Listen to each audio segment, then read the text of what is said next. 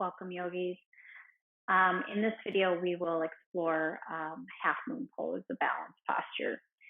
So half moon can be accessed from a few different postures. It can be part of a flow, it can be accessed from a triangle pose, maybe a reverse warrior. But I'm going to just show you how to get into it basically from a triangle. It encourages you to use muscle strength and really be focused and intentional in your movement rather than using momentum to transition into the posture. So in triangle, and a block can be super helpful in this particular posture. So in triangle pose, you're essentially here. Your right hip is tucking under and your left hip is rolling down towards your mat. You're gonna feel that same action, especially on the bottom hip of it tucking under. So as you move into half moon, place a soft bend in your right knee, and then with core strength, lift your right leg, or your back leg, your left leg off of your mat. So the block can be helpful in that you can place your hand on your block, let your right hip, your bottom hip tuck under. And the idea is to roll your top hip open a little bit and flex your toes towards your body and press through your heel. And then extend your right arm overhead.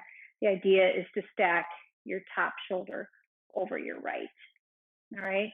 So from here, you can play around with dancing your half moon, which means bending your back knee and capture the inside of your left foot and then press your foot into your hand. And this allows your chest to open even more, just like in a dancer posture, opening through your left chest, firm your standing leg, and of course, breathe. So that is half moon. You might see sometimes students will be able to touch the mat, which doesn't really work for me particularly, but I will show you the concern that can, or not a concern, but sometimes what can happen is if you're really trying to reach the mat in this posture, you feel a collapse on the side body and in the hip joint. So it depends on your own body and how much flexibility you have if you can touch the mat. So if I were to touch the mat, I really feel like I'm collapsing into my hip joint. I'm not really using a lot of momentum or a lot of strength rather, but I am touching the mat and I am opening my chest, but I'm kind of straining in the posture. So I really like to use the block. You might need to walk the block out a little bit further away and be here.